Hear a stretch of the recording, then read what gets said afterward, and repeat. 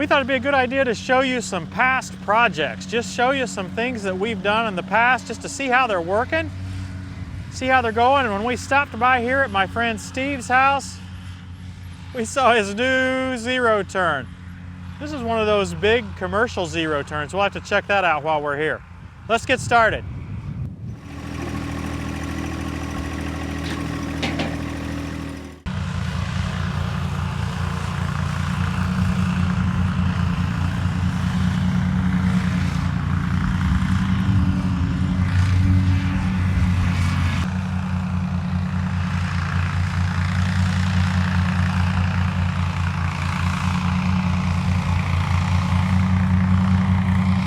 Steve, it's quite a mower. Thank you. You mowed what, an acre here in about 3 minutes. It doesn't feel like it. No, this was going fast, and what I couldn't catch on video was your big wide turns where you have to drive out and back up and 3 or 4 times, because that's what I have to do on a mower. Yeah, this one turns on a dime. Yeah, it's right around. I was thinking, when's he going to turn? Oh, he already turned. It's already done, and he's going back the other direction. Right. Yeah, this thing is really nice. Now, this is a 970R. Yes. Is this the nicest one they make? The R is. It's not the biggest one they make, but it's close to it. Okay. Would you mind if I took this thing for a round? Absolutely. This will lift your deck. Okay. This? And then unlock it. So lift and then turn it to the right. Lift. There you go. Let go of it. Oh, is that all I have to do? Oh, and that goes back down. And you just have to hold it. Yep. Like you're crossing a gravel driveway or a sidewalk or... Yeah. And then that yellow button will turn your blades on. This button over here will turn them off in a hurry. Okay.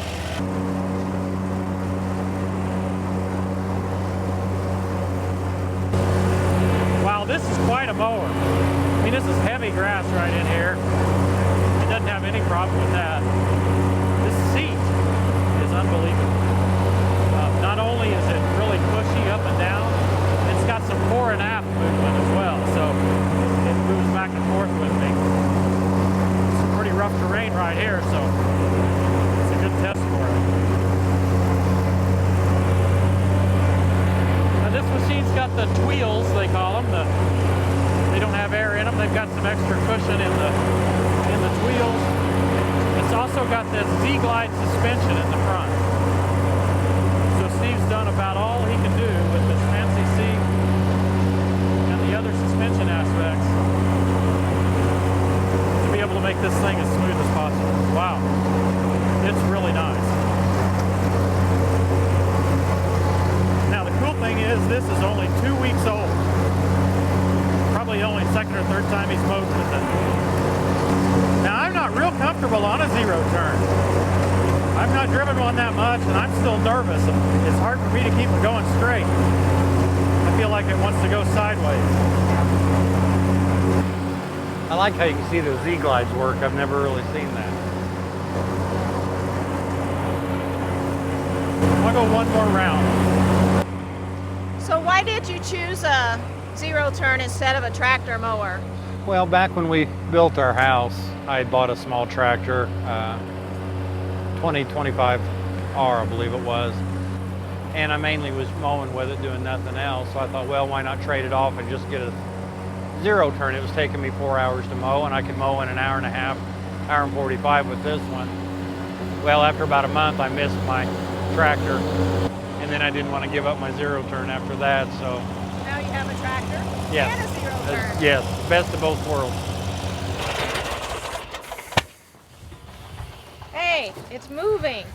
Put the brake on. That's why they make brakes. See you in the pond. You better not put his brand new mower in the pond. Wow, that thing is nice, Steve. Oh, thanks. You're going to get me one for Christmas, I assume. We'll have to see what we can do. That's Yeah. a no. I mean, this really is, this is about all the luxury you can get in a zero turn. Yeah, it's The suspension on the seat's amazing. I wish I could show you that better. But the wheels and the Z-Glide and everything together, it's about as cushy as it gets. This is a pretty rough area where I tried to mow here too. this used to be a cattle lot, and We didn't disc it, we didn't do anything, just sowed some grass to it, and yeah, it's a little rough. Yeah. It's not like mowing over there. It's a Yeah. lot smoother, but yeah, the zero turns are so rigid, they're rough, but when you put the wheels in the seat and the Z-glides, it really smooths it out. Hey, this is where we did a project a couple years ago. Yes. Most of the commenters said this won't work. This won't work. And it had, we had a lot of water running down this ditch behind us. Yeah, Still have a lot of water running around this ditch behind us. Yes. And we did some work to see if we can maybe clean that up a little bit. Can we go over and take a look at it? Absolutely. Let's take a look. Steve, I assume you've been slaving all weekend to rebuild these rocks just like we left them a couple years ago? I haven't touched it since you left. No kidding. So it really doesn't look much different than it did when we left. So No. I guess it's worked so far. Now, if you didn't see the original episode here, the title was Slow that water down. Slow That Water Down. Behind the camera, there's just huge amounts of water come off of the field across the road and just was coming down here, and it was spreading out really wide, right? Yeah, you can see here it was washing out real bad. We filled a lot of that in, but the water would just get here and just go wide and cut ruts and wasn't So it staying in seemed the like no ditch. matter how wide you tried to make the riprap rock here, it just kept getting wider on Yes. you. We discussed this a long time as to how we wanted to try to solve it, and in the comments section on that video is quite fascinating. Everybody said, this is not going to work, this is not going to work. But what we decided to try to do was to build a little bit of a levee here with the rocks. Now, we really weren't trying to prevent the water from coming through them. We were just trying to slow it. And then the other thing we tried to do was put this pipe in the middle so that all the water had to gather and regather itself maybe and refocus. get down in Yep. the middle. Now, when we left, we only had one of these built. Yep, I put the second one in. Yeah, all by yourself, so I guess we weren't needed after all. I had some help. So what do you think? I mean, did we choose the right approach? Would you do anything different if you had this to do again? The pipe has been the biggest help of all. It refocuses the water. We've had some very heavy torrential rains, and not once has the water left the rock area. Okay. What I've noticed is it's coming down through here, refocusing through here, getting down to the second pipe just when it needs to, and it hasn't got out, hasn't washed any ditches. The only thing I might do is bring these wings in, Okay. because the water's getting through quickly. It's not needing to hold back any water. Okay, so we thought we might need this levee because it wasn't getting through, but it turns out that pipe is plenty big enough. Yeah, and since the water's not getting out of the rock, these wings aren't catching anything. Well, it'd make it a lot easier for you to mow around and trim around. And it doesn't, I mean, it didn't, if you look at it, especially from the top, it doesn't look real elegant with these sticking way out here either. So I could see why you might want to try that. Yeah, I'm probably going to push those in and just create Maybe the some edges sidewall of here. the levee Yeah. as a sidewall. Because And as it long does as- not get out. As long as it doesn't go around it, then I think you'll be fine. Probably will look better overall. So both of these are fine. And then at the bottom, we had some, we actually took a lot of that rock out because Yes. it had silt all mixed in with it. Yes. What have you done there? Well, down there, scooped out the dirt with the tractor, and it was just full of mud and silt and dirt, and didn't put any rock back. Let the water kind of do its thing. It washed out the rock. I've cleaned it out 2 more times. Okay, so you've got back in there and took that silt out again. Yes, and Okay. it slowly cleaned itself out. Now, this summer, I'm going to put rock back in that final piece there. Okay, so what you're seeing is that the silt that had already gathered in the rock has eventually gone out Yeah, of it. because like I said, I haven't done anything here, and you can't see any silt, any dirt in any of this. Okay, folks, for this particular project, I would like to say that it worked as well as I expected it to, but to be honest, I think this worked a lot better Yeah, it's worked better than I thought. than I thought it would, and I was pretty confident we could solve the problem, but it's worked better. Yeah. So all of you guys who said it would work in the comments section on that video, you were right, and those of you who said, oh, that's not going to help, that's not going to help, well, it worked. Yeah, it did. It did work very well. Now, Steve, we started, actually on this very project, we started introducing you to our viewers at what you do for your day job. Yes.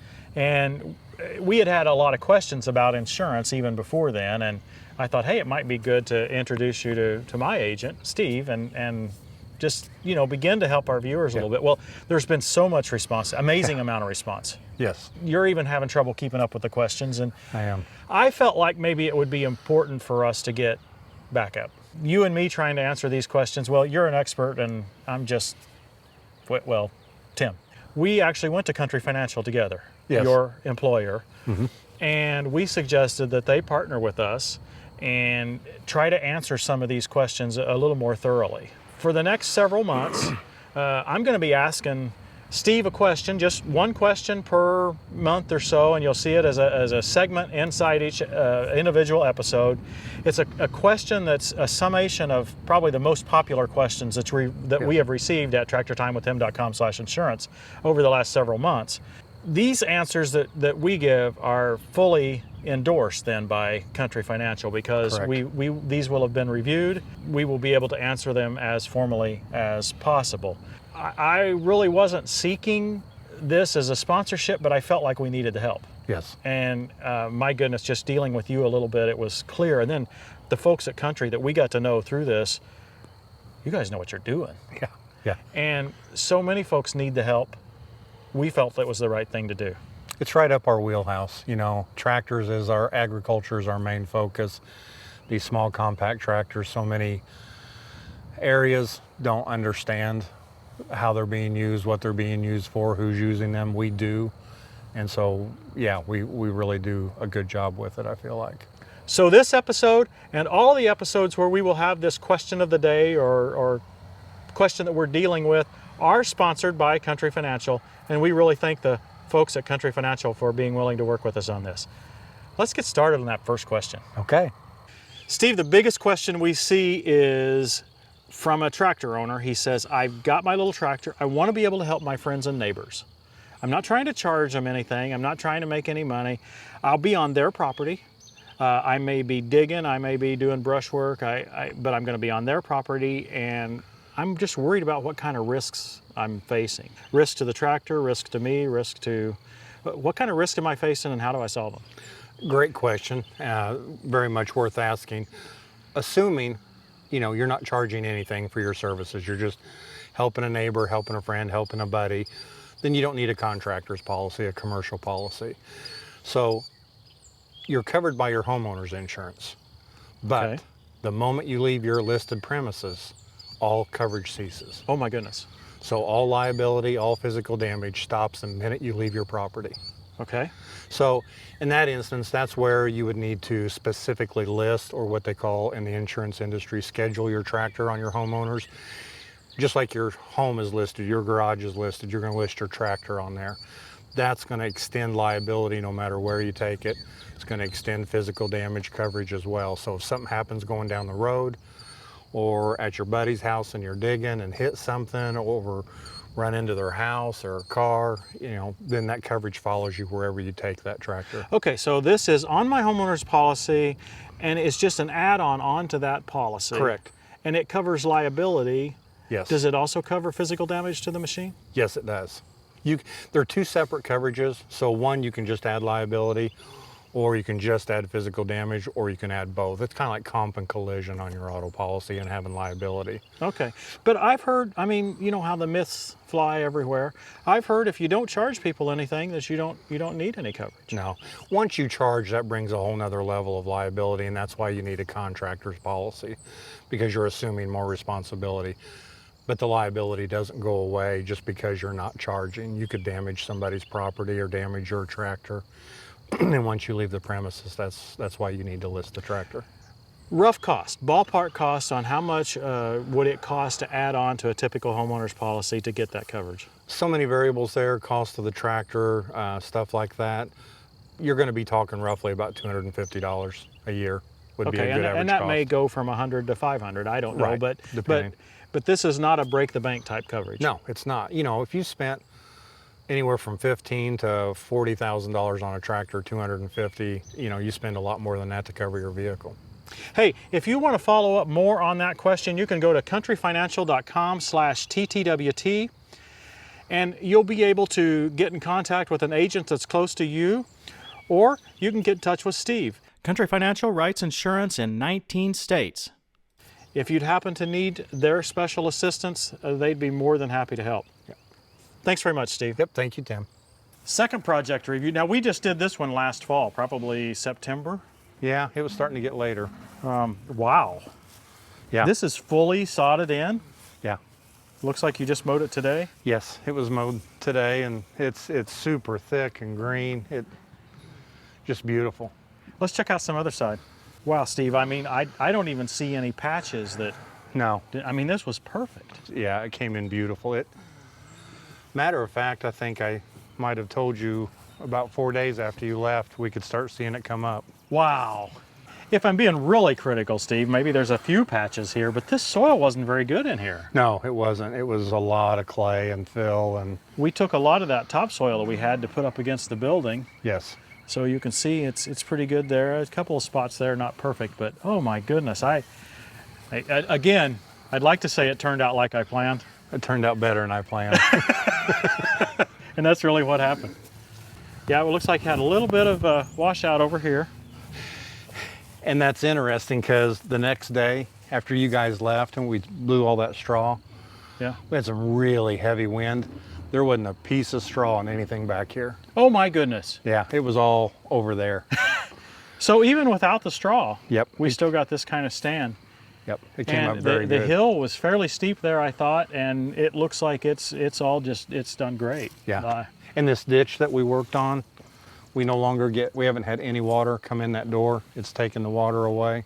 As a reminder, folks, we did just a little bit of work here to try to get a little bit of slope into this ditch. Now the isotunes are great for hearing protection, but they won't like just totally stick to you. They don't break when they drop either, do they? Well, folks, I don't really know that I could promise this on every single job, but on this one we are 110% satisfied. Very satisfied. We've got one more project we're going to check out. It's a lot more recent than either of these two. Here's project update number 3. This is just over 3 weeks ago, I believe 3 weeks and 2 days from when we did this project at my sister's house. And we've got a pretty good stand of grass here. After we stopped filming on the other project, we did put some straw out, and you can kind of see some remnants of that still around. The wind came up, apparently just 2 days after we did the straw, and a lot of the straw blew away. I wish we'd had a way to kind of get it crimped down in there. We did not take the effort for that. But around here, about as far off as you can see, we have a pretty good stand of grass here. Pretty excited about that. It really has come on quick. I mean, to think that this is just over 3 weeks from planting, we're pretty excited about that. Now on the other side, it may not be quite as good. Let's take a look over there. My sister Terry had to be out of town for several days, 10 days I think straight right after this was planted, so they weren't able to water it. So anything that you see here was all natural, and I think that's really what we're seeing. We get out more in the sunny area here, and we just have a little more difficulty getting a good stand. Still, I think there's enough in here to get us a start. I suspect we'll have to come back next fall and overseed it, see if we can kind of fill in some of these bare areas, but overall, I'm pretty impressed with this. I asked Terry to get out her lawnmower. Had a lot of questions in the prior episode about this tractor sitting back in the shed there. So I asked Terry to get it out. It fired up on the very first try. Well, she uses it every week, so of course it did. Your lawnmower. Yes. A little bigger than most lawnmowers. Yes. I believe Ron said that you'd had this since 93 or 94. We've had it a very long time. Yeah. When we first got it, the first summer we got it in August, I pulled my beginner marching band and a wagon behind it. Okay. In the West Salem Chowder Parade. Okay. It's a gear drive 770. We don't have a loader for it. You just use it for a mower tractor. Yes. And that's the way it's been used since its original. Ron said it had about 1,500 hours. Yep, 1,500 even on it. So it was in great condition. Now I have trouble keeping that straight because I get under some low branches and that always gets a little, I'm somewhere else to trim. And Oh, okay. So the upright exhaust, you hit it against something. yes. Yeah, I can see a little bit of war scars there. A tree branch. Well, maybe that won't happen as much because we got rid of some of those Absolutely. branches. Absolutely. So, yeah, well, thanks for showing us. I just thought people would enjoy seeing this 770. Now, we don't get a chance to update you on every single project that we do, but we thought maybe this was a good opportunity. We had 3 projects here in close proximity, that had been done at various distances in the past. So you could kind of see several different project updates all in one episode here. So I hope you enjoyed it. I know we did. Thanks for watching, everybody. We'll see you next time on Tractor Time with Tim.